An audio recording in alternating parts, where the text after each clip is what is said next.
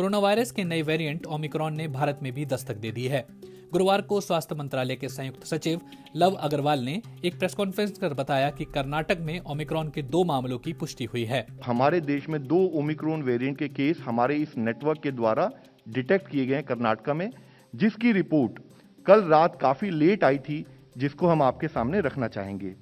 और वह जो 2 केस हैं उनके बारे में बताना चाहेंगे कि उसमें से एक केस 66 साल के एक मेल हैं, दूसरा केस 46 साल के एक मेल हैं।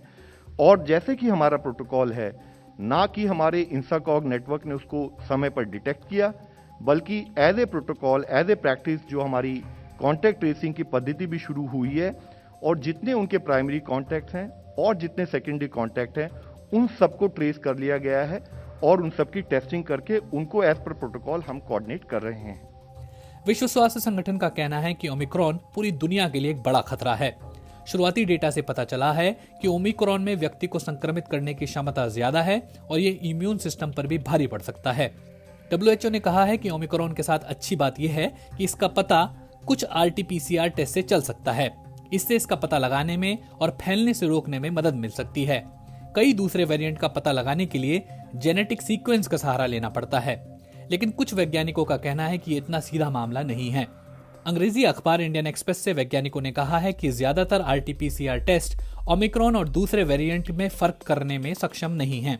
वैज्ञानिकों का कहना है कि RT-PCR टेस्ट से सिर्फ ये पता चलता है कि कोई व्यक्ति कोरोना संक्रमित है या नहीं, न कि वेरिएंट के बारे में पता चलता है। ऐसे में जीनोम सीक्वेंसिंग स्टडी जरूरी हो जाती है, लेकिन सभी संक्रमित सैंपल को जीनोम सीक्वेंसिंग के लिए नहीं भेजा जा सकता। ये प्रक्रिया धीमी, जटिल और महंगी होती है। RT-PCR टेस्ट से शरीर में वायरस की मौजूदगी का पता चलता है। टेस्टिंग का विज्ञान समझने वालों की राय इस सवाल पर बटी हुई है। सार्वजनिक और निजी लैब में किए जाने वाले ज्यादातर टेस्ट में SARS-CoV-2 संक्रमण का पता लगाया जा सकता है, लेकिन ये नहीं पता लगाया जा सकता कि संक्रमित व्यक्ति कोरोना वायरस के किस वेरिएंट से संक्रमित है, क्योंकि ये टेस्ट वायरस के उस हिस्से को तलाशते हैं जिनमें ज्यादा बदलाव नहीं होता है। वेरिएंट को म्यूटेशन में अंतर के आधार पर तय किया जाता है। ओमिक्रॉन के मामले में ये अंतर स्पाइक प्रोटीन के म्यूटेशन से जुड़ा है, जो कि वायरस का एक ऐसा हिस्सा होता है जो कि बार बार बदलता है ताकि वो खुद को दवाइयों और रोग प्रतिरोध कोशिकाओं से बचा सके। इसी वजह से इसकी जांच करना मुश्किल है। ऐसे में ज्यादातर टेस्ट ये बताएंगे कि फला व्यक्ति को कोरोना संक्रमण हुआ है, लेकिन वो ये नहीं बताएंगे कि व्यक्ति ओमिक्रॉन वेरिएंट से संक्रमित है। इसके लिए डॉक्टर को आपके सैंपल को एक लैब में भेजना होगा, जो कि जेनेटिक सीक्वेंसिंग की मदद से ओमिक्रॉन जैसे जेनेटिक सिग्नेचर की तलाश कर सकती है।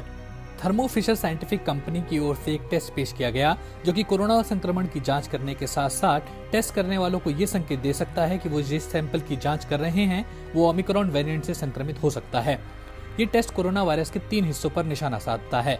इसमें से 2 हिस्से अपेक्षाकृत रूप से स्थिर हैं, वहीं एक हिस्सा बदलाव वाला स्पाइक प्रोटीन क्षेत्र है। ऐसे में अगर व्यक्ति कोरोना वायरस के ओमिक्रॉन वेरिएंट से संक्रमित होगा तो टेस्ट के पहले 2 हिस्से पॉजिटिव मिलेंगे। कोरोना वायरस के अल्फा वेरिएंट में भी यही लक्षण देखने को मिलता है, लेकिन अगर व्यक्ति ओमिक्रॉन से संक्रमित होगा तो स्पाइक प्रोटीन क्षेत्र में नेगेटिव मिलेगा। इस समय दुनिया भर में संक्रमण के नए मामलों में से 99% डेल्टा वेरिएंट से जुड़े हैं। डेल्टा वेरिएंट में ये कमी नजर नहीं आती और थर्मो फिशर PCR टेस्ट में 3 क्षेत्रों से पॉजिटिव संकेत मिलते हैं। ऐसे में अगर टेस्ट के दौरान तीनों क्षेत्रों में पॉजिटिव संकेत मिलते हैं तो इसका डेल्टा वेरिएंट होने की संभावना है। दक्षिण अफ्रीका में कोरोना के सबसे नए वेरिएंट ओमिक्रॉन का पता चला था। WHO ने पिछले हफ्ते कोरोना वायरस के इस नए वेरिएंट को चिंता का विषय बताते हुए इसका नाम ओमिक्रॉन रखा था। संगठन ने एक बयान जारी कर कहा था कि इस वेरिएंट के बहुत सारे म्यूटेशन हो रहे हैं और शुरुआती संकेत यही मिल रहे हैं कि इससे दोबारा संक्रमित होने का खतरा है। कोरोना के इस नए वेरिएंट का पता सबसे पहले दक्षिण अफ्रीका की डॉक्टर एंजेलिक कोएजे ने लगाया था। उन्होंने BBC को बताया कि अभी तक वहां जिन लोगों में ये वेरिएंट मिला है उनमें कोविड के बहुत मामूली लक्षण नजर आए। उन्होंने कहा, ज्यादातर मरीज बदन में दर्द और बहुत ज्यादा थकावट की शिकायत कर रहे हैं और मैं ये बात युवाओं के बारे में कर रही हूँ। मैं उन लोगों की बात नहीं कर रही जो अस्पताल जाकर भर्ती हो गए। हालांकि डॉक्टर कोएजे ने कहा कि ऐसे लोग जिन्हें खतरा ज्यादा होता है उन पर इस वेरिएंट के असर की गंभीरता का अनुमान लगाने में अभी समय लगेगा।